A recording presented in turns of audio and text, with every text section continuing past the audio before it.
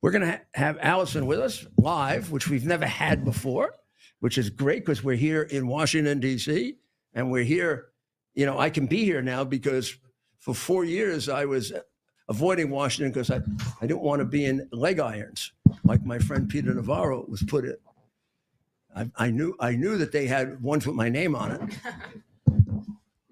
So I will move over here for a minute as we bring Alison in with us. And we have on the screen right now the top priorities and accomplishments of the president's big, beautiful bill. So take a look at that as we arrange it. That's going to be the whole show then. Oh yeah, If so we much do that. to discuss here. Come in more. I feel like I'm so much taller than you. I mean, it's kind of amazing actually what he's accomplished, isn't it? Oh, here we go. I'm gonna be shorter. Yeah, it is amazing. There's so many crazy developments on this bill. And it must be really fascinating covering that place. It is the way fascinating. It is now. Yeah, it is. I hear so many crazy things, mostly from the Democrats who are always out trying to scare everyone into their ridiculous beliefs. I hear all these Democrat members of Congress, you know, doing these ridiculous interviews, and I'm just over there laughing like, does anyone buy into this? This is madness. Well, so tell us about today, Alison. What's going on at the White House and in Washington in general? Because the White House is sort of the Big, beautiful bill. Of course, the House is.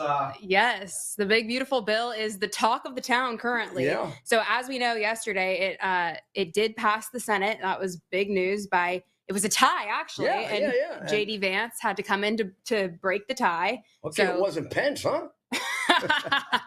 Thankfully not. But yes, J.D. Vance was the tiebreaker, 51-50. So very, very slim majority there, as you know. Now, there is a lot of controversy today on the Hill because though it did pass the Senate, which I initially thought was really good news, I thought, okay, we are going to meet this July 4th deadline, right? Which is what the president wants. So we should all be rooting for that as well. However, today, in researching this further, I've realized that the Senate actually made a lot of substantial changes to the bill that may not be so great. So this is very alarming. Is that going to jeopardize a majority in the House, or is it the parliamentarian who will say it violates the reconciliation, all the crazy rules they have on reconciliation?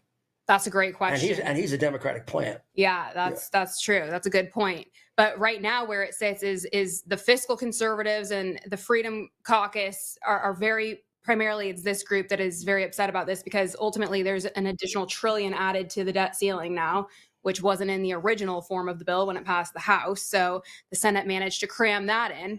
And so now fiscal conservatives are very, very upset. And I think there's 10 holdouts currently that are saying they're going to refuse to be a yes vote on this until we get this back in order. So I think the majority of the day today was spent with President Trump meeting with the Freedom Caucus and fiscal conservatives to try to win them over on this. But I think it might be a tough sell this time around. Yeah, and I think there's a restriction on how much they can change. Yeah, I think and there it might still be, fits as reconciliation. Yes. And 51 votes is enough in the Senate. Yeah. So I thought you did a very good interview. I've forgotten the senator where you Kevin pushed Kramer. them on, you pushed them on AI, and that very that's what happens when you do one of these bills. I bet nobody really knew about that was there because it's so dangerous. I know that was one of the hidden provisions, which, you know, historically conservatives have never liked big bills for this reason, right? Because then things get hidden in there and they get buried and you never know what's actually in there. And,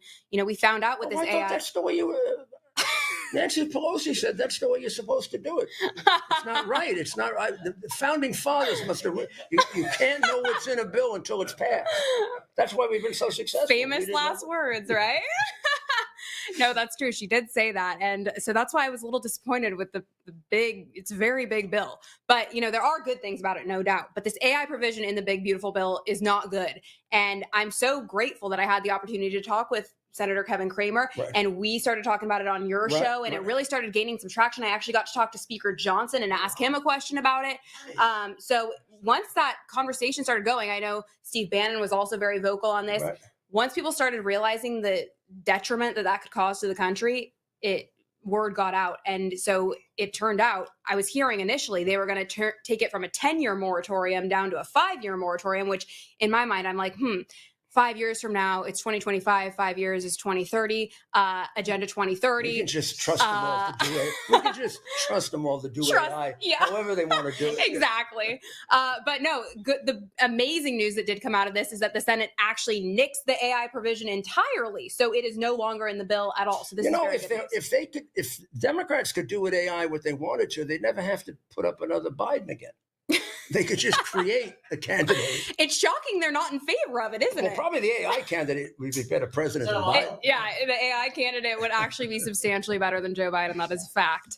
But yeah, Democrats, interestingly enough, are very against the AI stuff. They're viewing it more from the angle that it's going to like take away jobs, which I think there is some truth to that. Actually, I think there's a lot of dangers with AI, and ultimately my fear is that it's going to build this beast system that we read about in the Bible, right? And ultimately create a digital surveillance state. And are we unknowingly cheering on our own demise by the ability to create tremendous frauds on people by creating what appears to be human beings? They call them deep fakes. What are they called? Deep fakes. Deep fakes. Yes. Wow. Yeah, it's very. I mean, it's frightening. It's really scary. It's also something that like anything else that could be tremendously useful. Yes, it could be saving lives, and it's enormously useful in warfare. Absolutely. I mean, there was a terrific article in one of the magazines about how ultimately it's not going to be the arms race; it's going to be the AI race. That's right. Because you could have all the arms in the world, but if you have AI that can disable them, yes. Then you're the king. Well, even Putin said whoever is the leader in AI will literally rule the world. Right. And it's true. And we are. It's an important issue because we are in an important AI arms race, so to speak, with China primarily. I think they're our biggest competitor in this. An article today in the Wall Street Journal saying China is catching up. Yeah. But if you read the statistic carefully, we're still way ahead. I think so. And I think one of the hidden benefits of Trump's election is it didn't get that far. Mm-hmm. I mean, it was going in that direction of China catching up on us. But one of the first things he did is bring in the major chip company from Taiwan who makes the chips for the supercomputers. Yes. So we're going to have them made in America now. That's right. And he's gotten a lot of tremendous amount of investment in AI. Mm-hmm. One of his accomplishments that no one pays enough attention to is all the money he's brought into the United States. Oh, absolutely. It's like he's got the most successful fund in the world. I know, it's amazing, isn't it? Yeah. I mean, he's just had such a long list of incredible accomplishments in such a short amount of time. Yet, of course, you got the Democrats finding everything in the world wrong with him, making up false, fake news that isn't even true just to bash him. I mean, I think that might be changing, though, because I saw today CNN actually was forced to give him credit on the lowest gas prices in eons. I don't know how long it's been. We're supposed to be in big inflation right now. Yeah. Because of the tariffs. Yes. And inflation is down to, and we're supposed to be in almost a recession. That's now, right. And the stock market just hit a record. Yes.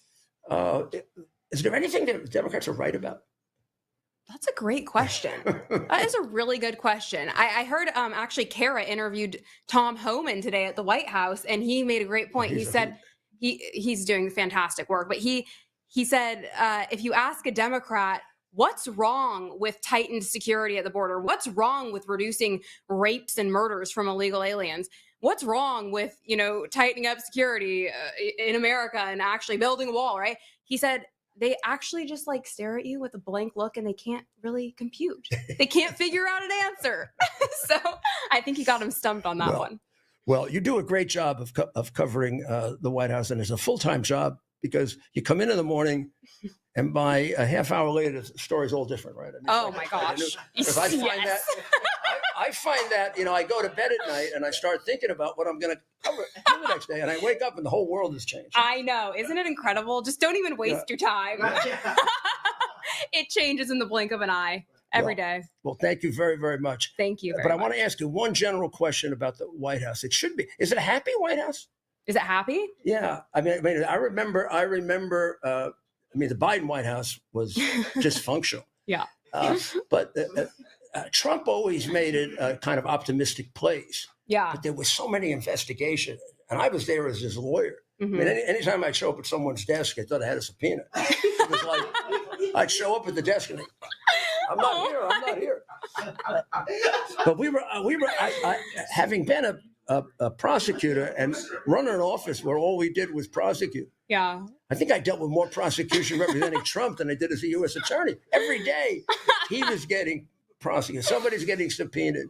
The White House counsel had, 5 more subpoenas that had to be answered. And it was amazing that he accomplished that much. In the first term. Yeah. But really they've had such great accomplishments.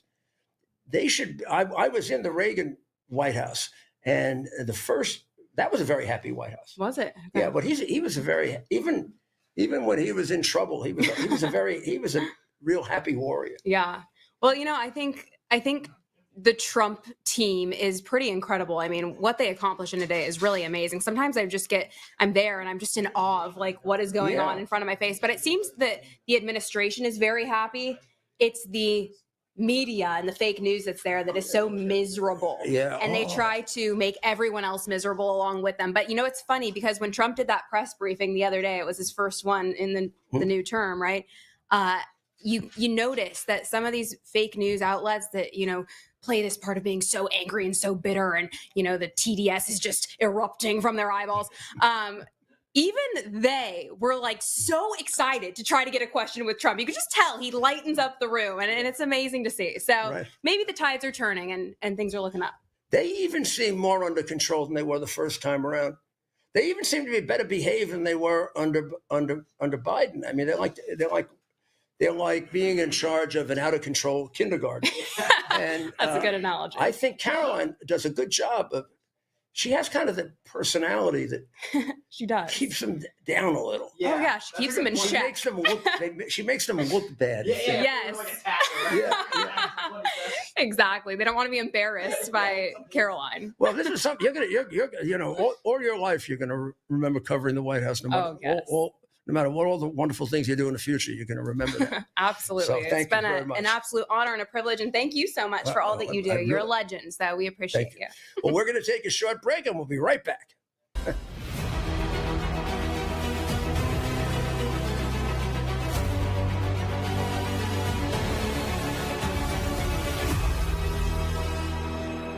Omega-3 fatty acids, but not just any form of omegas. These particular omega-3 fatty acids are sourced from wild-caught krill. Has been shown to support healthy blood pressure, circulation, brain health, as well as reduce inflammation, swelling, and joint pain. For a limited time, you can grab Native Path Antarctic Krill Oil for up to 66% off plus free shipping. Just go to getkrill.com/Lindell right now to get your special offer. With everybody talking about making America healthy again, I thought today'd be a great day to talk to all my fellow patriots about the importance of making your homes healthy again. Well, we have proudly partnered with airwaterhealing.com and their revolutionary whole home air purification system. The V3 from Air Water Healing does 3,000 square feet of purification. It eliminates dust, mold, viruses, and odors. But here's the part I love. They require no filters to ever be changed and virtually no maintenance. Whether you suffer from asthma, allergies, seasonal bronchitis, or just want to protect your family from the flu or even greater threats, don't wait to get your V3 from airwaterhealing.com today. Use code Lindell for 20% off in savings and free shipping. That's promo code Lindell at airwaterhealing.com.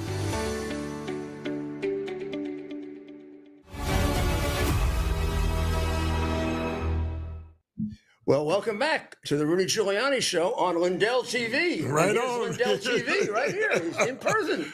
He was over at the White House today, so he'll have a couple of stories. But he won a big case last week. Really big victory for free speech. That's a big victory for the country. My pillow, 100%. No matter what you've seen on the fake news, 100% vindicated. And even myself, which we're going to go after on an appeal part, they said Mike didn't do anything malicious or whatever.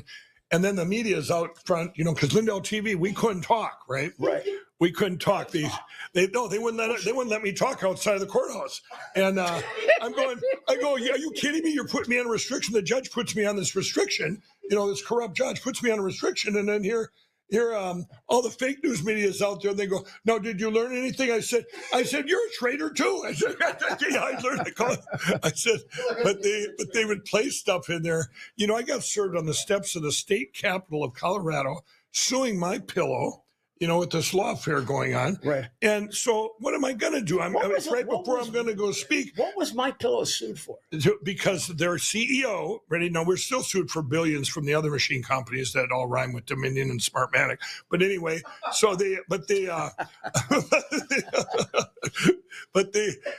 these guys, they're sued. Now you guys wrap your head around this.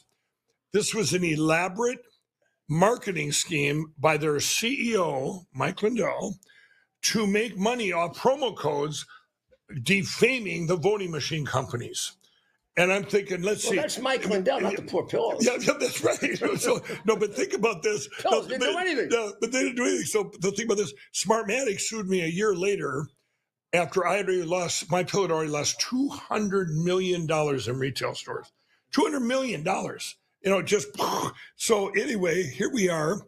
So they sued for that. I'm going, this isn't rocket science. I'm a pretty good marketer. I think I'd quit digging if I was, if it wasn't working, right? So anyway, this is the last thing he said to the prosecutor, everybody. He goes, the prosecutor, or the other side said there was Dominion lawyers, Smartmatic lawyer, they were all in there. I had so many lawyers, I couldn't even believe it, and for the pending cases. And he says to the jury, you talk about free speech, he says, here's his closing statements. He says, jury, you've all heard that Mike Lindell was worth about $50 million before this all started. And now you heard me, his net worth is $10 million in the hole. And My Pillow is hurting. And he says, you've heard all that during this trial. But he said, we're asking for $60 million. You can go more if you want, because that's what they said. And then he goes, if it bankrupts Mike Lindell and My Pillow, so be it. We need to send a message to the country that you do not put out disinformation about our elections. That's what he said to the jury. You can't make that up. Right. I'm going, what? Lucky that, fortunately that we're blessed with a jury that's seen through the common sense, right, and vindicated My Pillow 100%. Can you imagine being an advertiser and they're going to come on my show or whoever's show, and they get sued because a host said something? Yeah. It's 1984. Yeah. It really is what they do. They accused me of what they do. It was like a mirror. Yeah, and then I'm out there with all this talking about free speech. So I go uptown. My wife and I go to a Walgreens, and that's when they had the big protest going on, right? Mm-hmm. The King thing or whatever it was. The Ding-a-ling King thing, right? King. That the presidency. Yeah, no kings or something. So here they come by the thousands. I just walked out of Walgreens. She's still inside. I go, and I'm right, I'm kind of like Ted. I'm right in the front row there. You see me, but right? So I budge up right to the front. All of a sudden, they see me. This one lady had a bullhorn. It's the pillow guy, Mike Lindell. And I really thought they were going to tear me apart in pieces. I've had guns to my head, swords to my throat. You read my book, but this was different. I go, maybe I better leave that. There's no cops around, and there's thousands of them. So I jump in there. I go, hey, Kendra, we better go out the back way. He almost got killed 3 or 4 times at the Democratic convention. Yeah. I thought he was going to get me killed too. He goes right in the middle of the Democratic. Can you imagine this guy going into the Democratic convention? I shaved my mustache. I didn't think they knew who I was. He was very beloved. I just appreciate he took a little heat off me. It was great. Over here, leave the mayor alone. Let's get the pillow guy.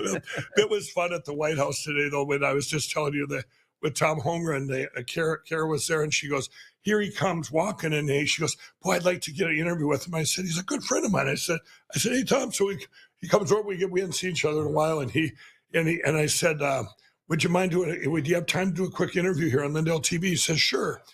All the other networks, you should have seen the jealousy coming. They're all filming us, filming him that are waiting, and he walked right by him. Right. Well, he's a great interview too. It was a great interview. So I was at Homeland Security, and I am actually amazed at how much they accomplished to have the border down to almost nothing. Yeah, it's amazing. I knew they were going to do it. It's amazing. But I predicted it would take a year to 2 years to do it. Yeah. Well, you know, I used to do this kind of work, so it's not just a general.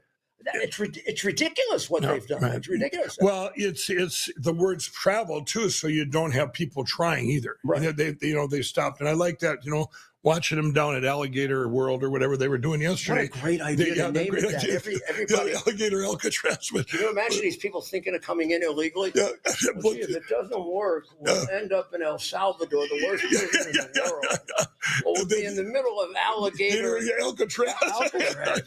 But it was funny because Christy Nome, she says, she goes, this is a warning. You guys go deport yourself right now. And I think they're doing that. She says, deport yourself now so that you can come back legally sometime.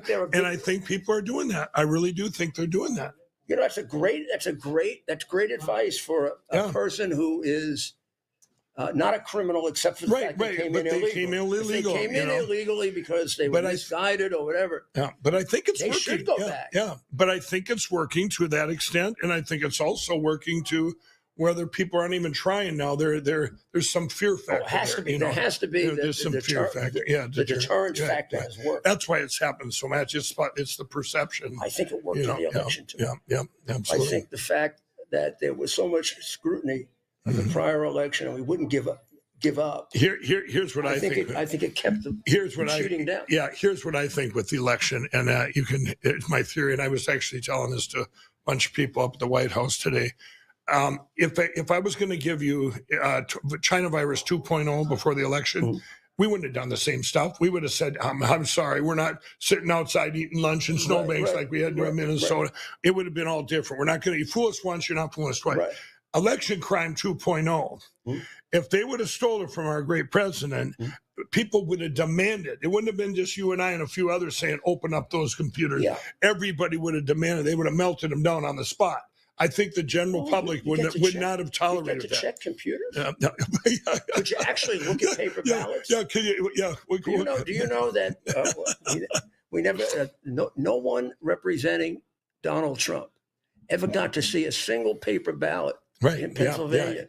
700,000 were counted without a Republican allowed to inspect it. So if you wonder why I might be somewhat questioning now, and same thing in Georgia. To this day, Georgia would keep recounting the votes, and they'd always get it wrong. It would be different, but it was the same group of cheating votes that they were recounting. Exactly. Nobody ever got to look at the paper to see, is this real paper? Right. Is it a machine? Because is it a machine to check this off? Right. Or not?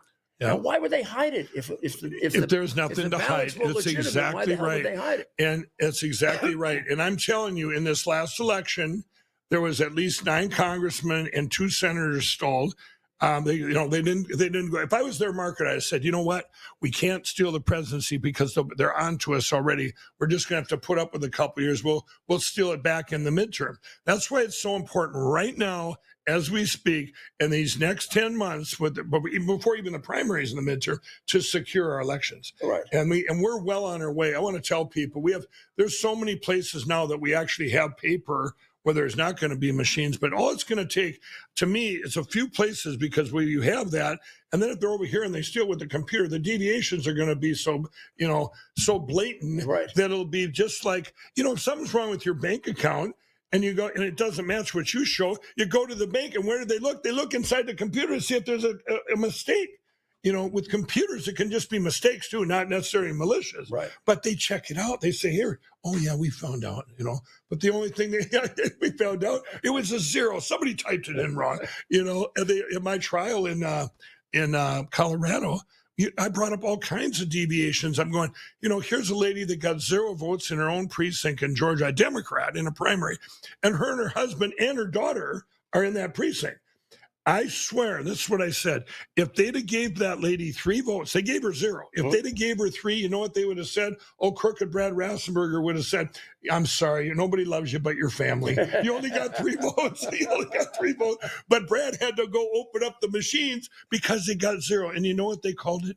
a programming error. Why are you programming our elections? They called it a programming error. Oh, it's a machine glitch. I mean, what? Well, then why are we using them? Well, so that's Mike, what I'm pushing. Congratulations, and keep going. There's a lot more work to be done. It's the only case, by the way, that went all the way to jury trial. Everybody else has settled because their insurance companies say, you better settle, this all the money you're getting, or they're afraid of just going, you want to go bankrupt, you want to go, or you want to be attacked so much that your business is destroyed, like MyPillow, what they've tried to do. Right.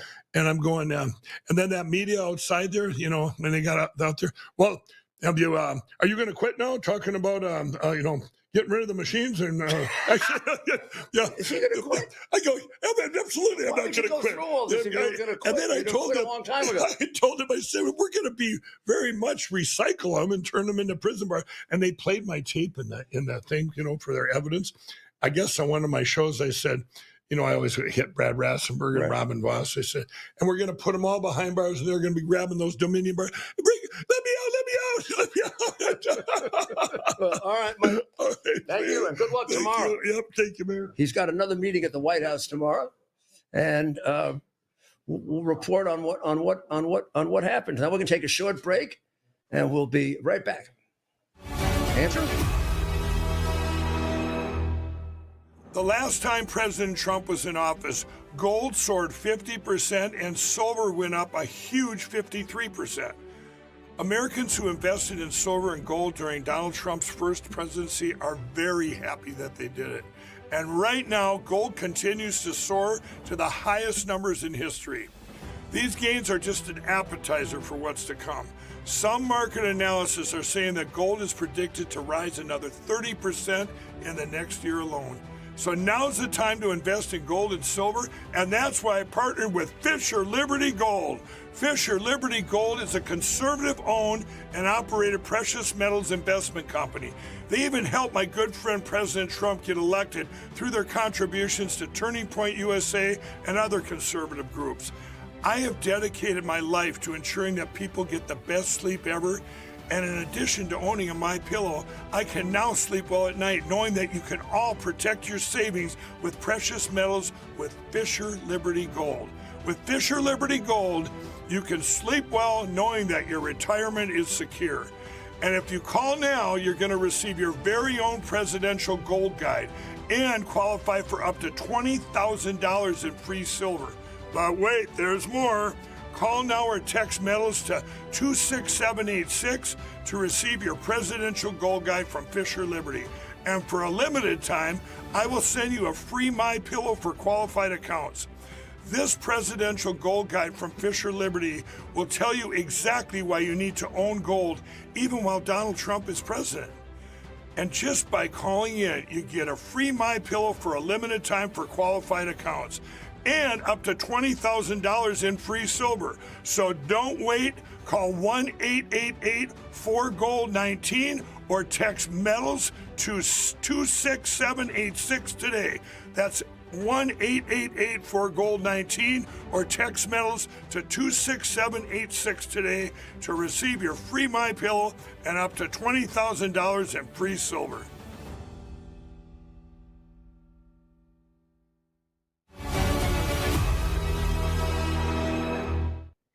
Welcome back to the Rudy Giuliani Show on Lindell TV. Mr. Lindell has had to go off, but I have with me Andrew Giuliani, who is in charge of overseeing the FIFA program in America next year, which is going to be, I think, the security challenge of the century.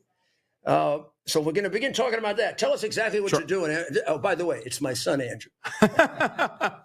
Well, thank you. Your favorite son, but it's a low bar as I'm the only one as well. Yeah, look, I'm very honored to be the executive director of the White House's task force on the World Cup. The best perspective that I like to give Americans and American football fans like ourselves is about 130 million people will watch a Super Bowl.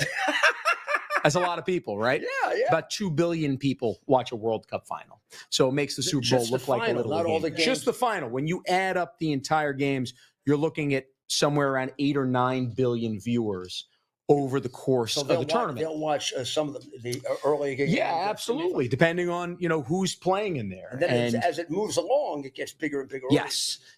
And when you think about this, it's not just one city. It's not just one site. You're looking at the entire continent, right? This is the United States will host 78 of 104 games. Canada and Mexico will host 13 games each. You're talking about 11 sites. 78 games. 78 games. And those 78 games by the U.S. government will be treated like the Super Bowl from a security perspective. These sites, the way they ultimately utilize federal coordination teams, the way they'll move out the perimeters on there, it'll be treated just like Super Bowls day in and day out. So over a 39-day stretch, you are stressing the resources. And remember, this is also over the 250th birthday of the United States of America. There'll actually be a game in Philadelphia on July 4th, 2026. Will there be games on the same day in different places? Yes. Yeah, you'll have on some days as many as 6 games in the same day. I'm thinking about it. 78, that's half a baseball season. Yeah. But it's condensed. That's exactly right. A month and a half. That's exactly right. So it's even as much as a baseball season. Yeah. And it's been fascinating to learn about the infrastructure of it, because you're not just learning about one location, you're not just learning about one fan group, you're learning about the entire world. You're also learning about the entire continent. There are different challenges in Los Angeles, as you can imagine, and working with the governor and mayor's office over there, which is very unique, versus Texas and Houston and Dallas, which is probably a little more amenable to the Trump administration. But then it's also the base camps, right? You think about some of these places that might not be host sites, but Providence, Rhode Island, they might be the place where Argentina draws to be their base camp over 40 days. There are different issues. Even in Texas, there are issues, and then in Los Angeles, absolutely, you got to make sure they have water in the fire. Yeah, you've got it. You pretty much have it down over here. But it's been fascinating learning about it. One of the things that's going on right now, there's a smaller tournament called the Club World Cup. That's going on now. It's going on right now. We've had 56 of the 63 games that have been played. I'm thankful to report there's been no major incidents. There's been no major visa issues. We've been able to vet through all of the players, the personnel, everything without there being any major incident. I think this is one of the things that's been very clear from President Trump, Vice President Vance, from Secretary Noem, who you were with today, from Secretary Rubio, to all the different members of the cabinet that are on the task force. We want to open up the country to the world over our Independence Day for this, but we're not going to sacrifice our national security posture. I think that's very, very important. And that balance is very important, but thankfully we have a very good team to be able to work it. And I've got a guy who knows a few things about security that I can give a call to. And you've been at a World Cup. Yes, that's right. In 1994, yeah, people forget your first year in office. As a matter of fact, the U.S. had the World Cup in 1994. It was my that's first right. year in office. That's right. We hosted the semifinal game. That's right. And Italy and Bulgaria. And one of my favorite moments was watching Italy and Ireland play early on in that tournament in the Meadowlands. And you think about that could have been really dangerous. Oh yeah, and you think about how many Italian Americans, Irish Americans are in the New York area, just how exciting it was for that area. And that's kind of what this will be next year. We get the security right. We get the visa side of this right, the transportation side of this right.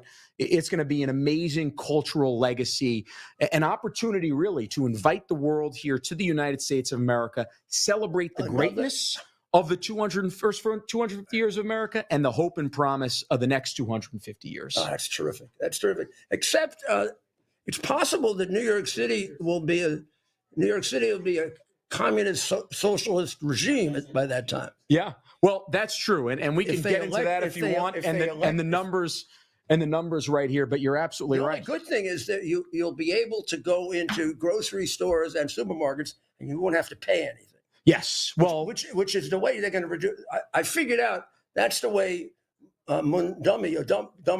That's closer. That's better. Mundummy works. That's the way he's going to reduce crime. he'll take theft down to nothing because everything will be given away. I was actually dealing with this in a stadium, and I utilized broken windows and your theory on this in terms of a fan base was heating up in terms of what they were doing from a pyrotechnics perspective. And they said, well, we need to let them cool down. I said, well, wait a second. In another site, and I'm not going to the sites, in another site, law enforcement actually does their job there.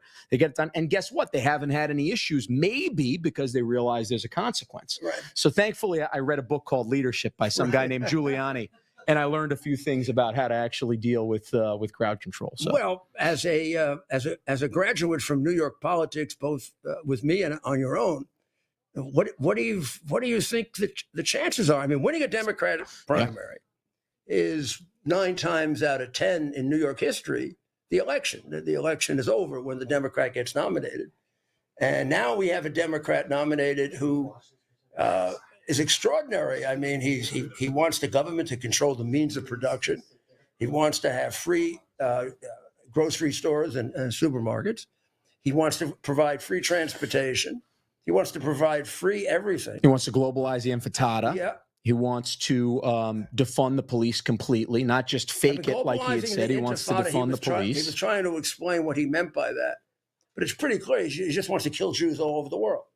I think that's pretty accurate to what he believes. Look, I think it's here's the thing, and this is kind of the sobering part of it. If you go through the numbers last time, Mamdani got 430,000 primary votes on a 100-degree day. He's going to get every single one of those votes. On top of that, Lander, who cross-endorsed each other with Mamdani, got 110,000 votes. So you've got to think that Mamdani starts with 530,000 votes or so.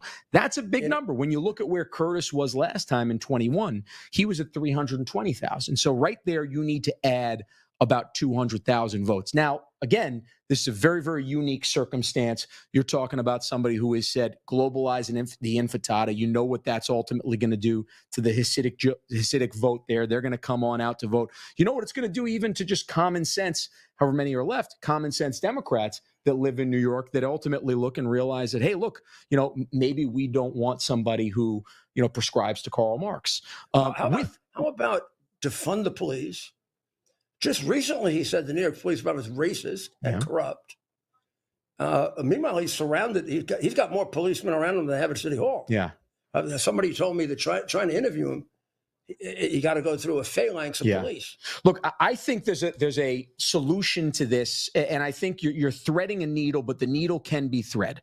But I think legitimately the way that it has to be done, and I've proposed this to a couple people that are considering it. I don't know if it ultimately will happen or not. You have to manage egos, which in politics is always one of the toughest things to do. But I really think the only way for this is you have to sit down really yesterday with the Sliwa, with the Adams camp. And in some way, you need some buy-in from Cuomo in all this. And you need to sit them down and say, hey, look, you're going to have a 6-week run right now. You're going to have a 6-week run. You get your teams together. We'll have an independent pollster. And whoever's running behind in those 6 weeks has to drop out and endorse the other. Your legacy can be one of two things. It can be running third in a mayoral primary that ultimately will lose New York City to Karl Marx, or it can be actually going and endorsing the person that will win and overtake Mamdani to actually go and win the race. That, to me, is the only way. I don't think anybody can drop out now, because what happens is if you have somebody drop out now, whether it's Sliwa, whether it's Adams, first off, we don't know what the polling effect is going to be, probably until mid-July of Mamdani being in there, right? This needs to settle with people. They need to understand the actual consequence and that New York truly is at a crossroads over here, right? But also what you need to see is, from a polling perspective, who's actually going to get the biggest bump out of this? Is this Sliwa? Is it Adams? Is it Cuomo? We don't really know. And at some point, there has to be a sit down, I really think, before Labor Day, because the truth is, aside from a lot of political junkies, yourself, myself included, Paul, the people that are watching your show, most people, they'll tune out of politics between July 4th and Labor Day. I saw a whole bunch of people interviewed about him, and they don't even know. By Labor Day, you need a buttoned up ticket, one candidate that's ready to run hard for 9 weeks. If that happens with the backing of the other candidates' constituencies, then you've got a chance. Look, other than that, we could say everybody's got a chance to run. And the truth is, if that's the case and you have 4 or 5 candidates going against Mamdani's going to win 48% of the vote, and he's going to win by 17 points. That's just the numbers, and that's the facts behind it. Yeah, I mean, the way a candidate like Mamdani is beaten, a guy who is much more radical than the press has painted him, he's going to lose votes. Mm-hmm. People are going to drop off him. But if they drop off and they go to 3 different places, then you're splitting. That's exactly what he wants. Then he still wins. Yeah. If they drop, he is a great guy to run against if it's one-on-one. Yeah. I mean, I'd love to run against Absolutely. him one-on-one because you're going to get the benefit of everybody who drops off him, or they'll stay home. Yeah. But if you've got to share that with some that might like Cuomo better, or some that might like Sliwa better, Yeah. You're absolutely right. It's got to be one of those guys has got to take him on one-on-one. So the math equation conservatively is somebody needs to get to 520,000 votes. The truth is probably somebody needs to get to 550 or 600,000 votes. So we could talk percentages. You could talk about this. You can talk about earning this endorsement of this party, getting on the ballot here. But the truth is, if somebody can't get to 550,000 votes, then Mamdani is going to be your next mayor come 2026 next year. Well, I mean, the real hope is that the primary race. What was the turnout in the primary? We figured that out before. Yeah. It was 20%. Just over 1 million people, about 20%. Okay, so most New Yorkers don't even know about it. I mean, they have a vague. They've now seen headlines that this strange guy got nominated. Some of them think that's good. We should have a strange guy. They don't know why he's strange.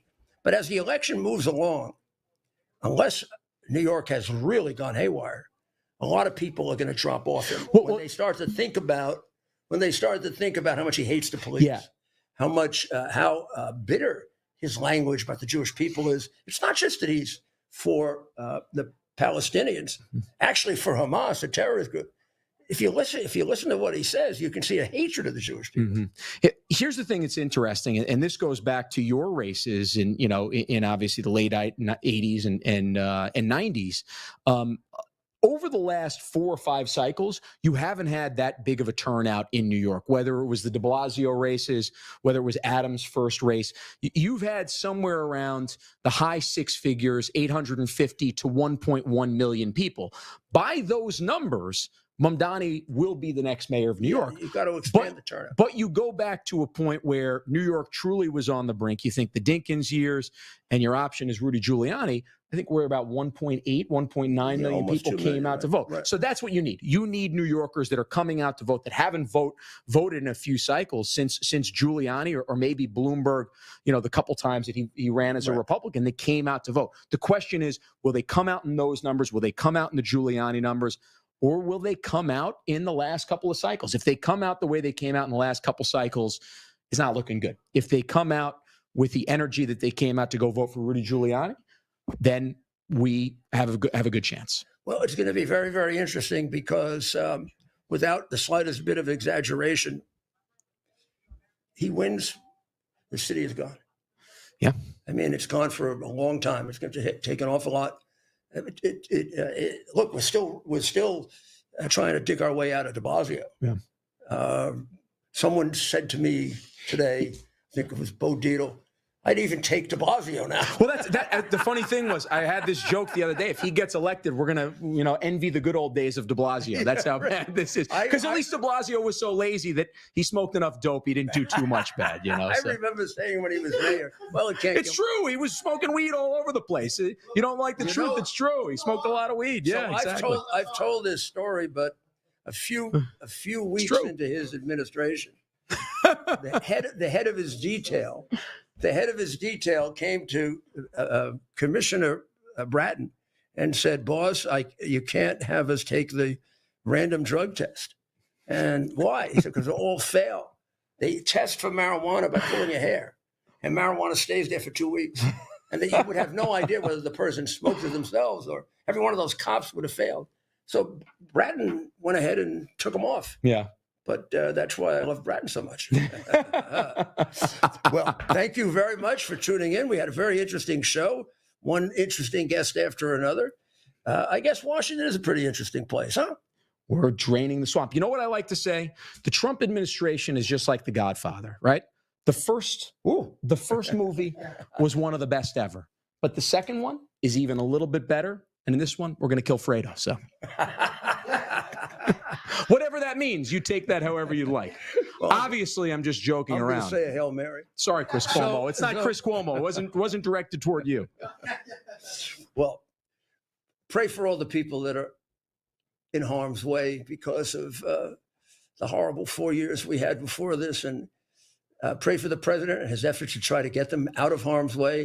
Can I say one quick thing as a son, not to interrupt you, but you learn a lot about resilience, and there's a lot that people say, right? But as a son, I saw it day in and day out, and everything they tried to do to break you in so many ways. I saw it. I saw true resilience in this man, in our president, and your action is something that will stay with me till the end of my days. So. Oh, thank you. That makes the whole thing worth it. God bless America. Amen.